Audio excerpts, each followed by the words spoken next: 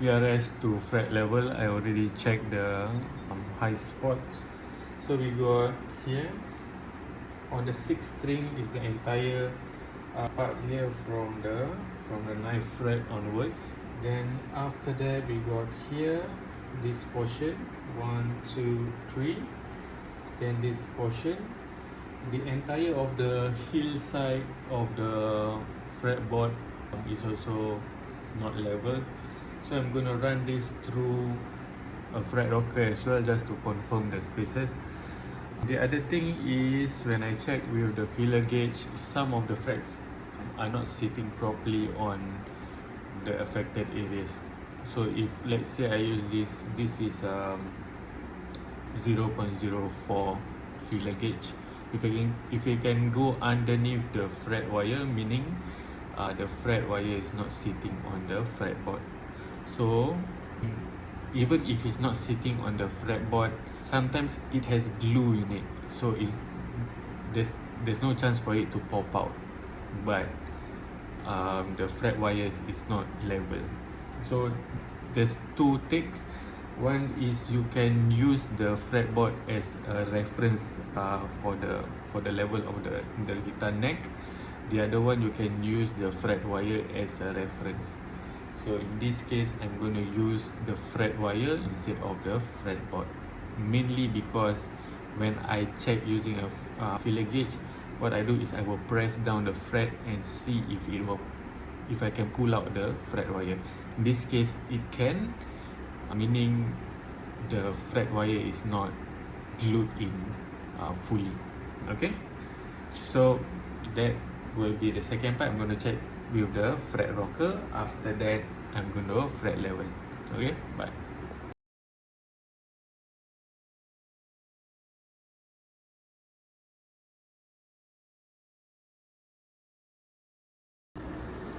Okay, I'm going to check first. This is before the fret leveling.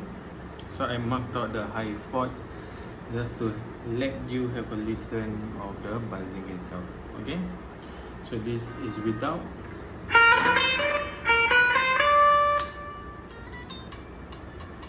Same note.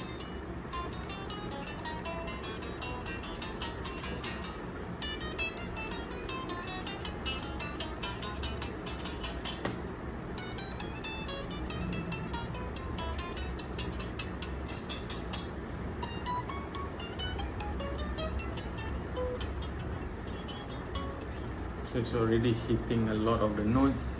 So when you play subsequent note, it's the same note before it, right? This is with the M.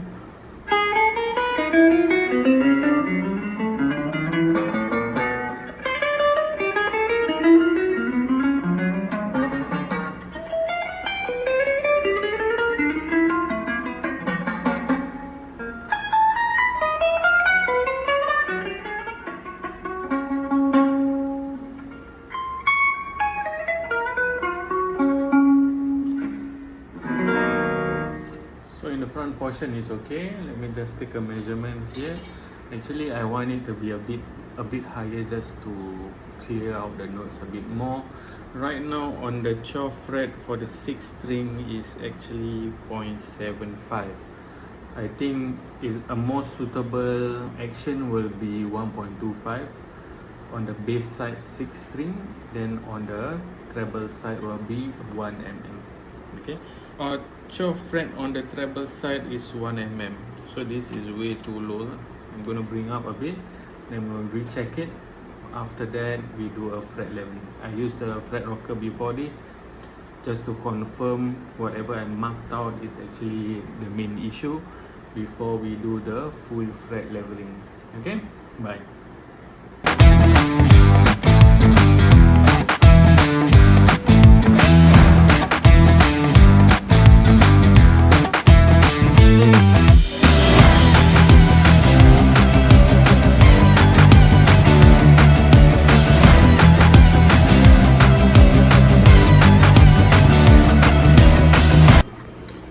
Okay, this is after the initial fret leveling.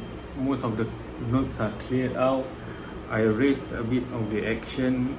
Before this, the bass side is 0.75, then on the treble side is actually 1 mm, which is not ideal. Minimum is 1.25 on the low E string. Okay, on this particular PRS, sometimes I cannot get to where I want it to be, mainly because sometimes the string gauge also plays a big part. The other thing is, of course, how the guitar is being built. You see this neck, there's an angle to it. When they set the neck to the body, there's actually an angle. Depends on the design itself. Sometimes during manufacturing, sometimes they glue in slightly a bit different, maybe by design or by workmanship. Sometimes they get this off a bit, all right, or maybe the quality of the wood or the condition of the wood itself. So all of these factors can actually affect.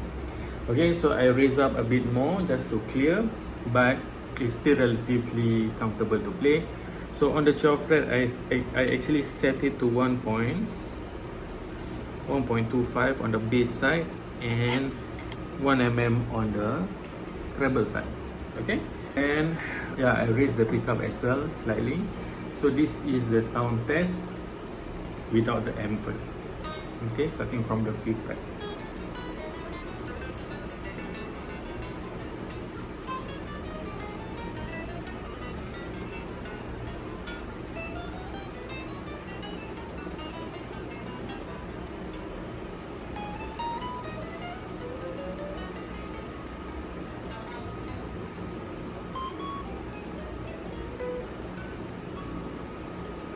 Okay, slight buzzing here, mainly because it's a bit hard for me to reach. But if you have very nice and thin fingers and you place it nicely, it won't actually buzz. Okay, right. So with the M.